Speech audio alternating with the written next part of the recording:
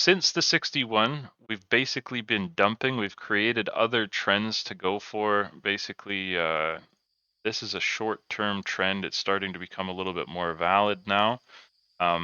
Inside of this area, there's the largest B point. We're getting up to some interesting levels. The 261 is underway right now. We're at yesterday's 61 also, so cleaning up a lot of the movements from yesterday that, it was just for a short-term move prior to the earnings. And, you can see we're in that 261 area. It really reminds me of being able to go from the 261 to the 188. When I look at that 188, it makes me want to check out the volume profile around there and take a look at what's going on. We've got a little bit of a node there, not too much. Few points scattered across the bottom. There's another blue line of interest as well. We're going to take a look at that. We're going to go attack that in a second here. It's about 15 points. Yeah, so far, pretty freaking solid. I haven't said a single thing until the right time to trade. So, put the trend line in, gave short-term targets, longer-term targets, If you get away with the 188-200, there's no shame in going for the B point. But I don't think that's necessarily going to happen. Seizing the day with the short-term targets is where it's at. 15 points is more than enough for anybody to take a profit on. If it comes back down and stops you out, well, you should take enough profit off to make sure that you're safe. The 261 can get smashed multiple times before absolutely reversing. We have two trends, the short-term trend and the long-term trend. So we've got two yellow lines. The short-term one is the one that is the most relevant right now.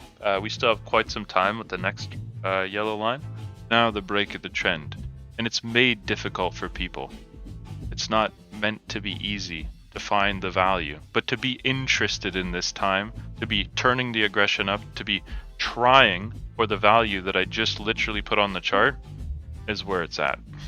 And does it have to be easy? No, I said many times we could hit the 261. We might not be done with that yet either. Now we're at the blue line. All things that I've just placed recently with the intention of using. So it could be very wicky and spiky. We're miles away from the actual downtrend. Well, not miles away, but still, we've got all of this space to be able to make a pattern. We could make patterns in there. There could be a reversal pattern in there. We could look for things to reverse the trend. Obviously, it's got the purple line with the 127, 141. They're related to this one. Even if it goes halfway like this, can you not manage that? Like, what's wrong with that? Like, if you're taking the short-term trade, that you're taking a very small risk for a very decent reward. And yes, when we get back to that, this is still in play. This is still in play. Like, we're still responding to levels that could end up being just wicks and spikes underneath a level everyone else thinks failed. And I'm like, nah, this could be the head to a head and shoulders. Like I said, inverse head and shoulders. It's down to trade management. When you find something that the market also finds attractive, then we could do it. What the market finds attractive will change. Do you think the next trend I'll be looking for the same things? No, I won't be. Different things. But to have missed the 127 to 61 would be to have missed the thing the market found value in. And I didn't draw an arrow anywhere else. I didn't say that we're out of the woods with the big thick yellow line yet. The idea of making it visible, making it clear, making it tangible. I'm not talking about something else. I'm talking about exactly what it's doing before it did it. And why. Like, it goes to these levels because it too finds them attractive as I do. And it's about to run into the old shitty 61. We were talking about it being bought back out to it, but it's a bigger 61, so we might have bigger moves back up to it. So when we return back up to that 188-200, we're also returning back to the 61. By the way, this is the 188-200. If anybody is like not paying attention, this is the spot where we came back to the 61. As we were passing it, I was like, well, we know we're going to come back and attack that, but it'll be a bigger movement. And now we've got that bigger movement. We've come back. We've attacked all bright blue lines. They're all done. Everything's done with that. It's a blessing if you get the B point now. But everything must be made safe by now, because we could make a phase A here. We could be like preliminary support, selling climax, automatic rally, secondary test. That would suck, right? Like, yeah. And then if we do the rest of the Wyckoff, it's supposed to go like this and then like that.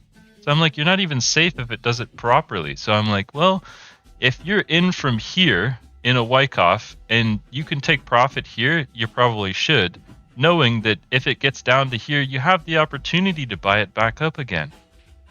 And that makes sense. If it's going to follow that treasure map, you don't want to hang on to it so much if it literally is going to come back and get you in the future anyways. So what did I mention about doing the, phase A? Are we there? Looks like it to me. Do a little pop up and attack the 61 from the underside. Golden. Did we not just pop up and smack that 61 from the underside? But yeah, just to recap everything that's going on. So it immediately came back up from the 61 to the 127 to the 61. You can see the small arrow. You can see the big arrow and how it all intertwined with coming back up to this major 61 that we had here. Where when we passed it, I mentioned that everything that we did would come back to it on a bigger move specifically. It will all be in the video. And I mentioned that if it was a Wyckoff properly, it would do this. The next movement is to go down to the bottom. So, like, if it does it properly, then everyone's fucked. We don't have much time left, but damn.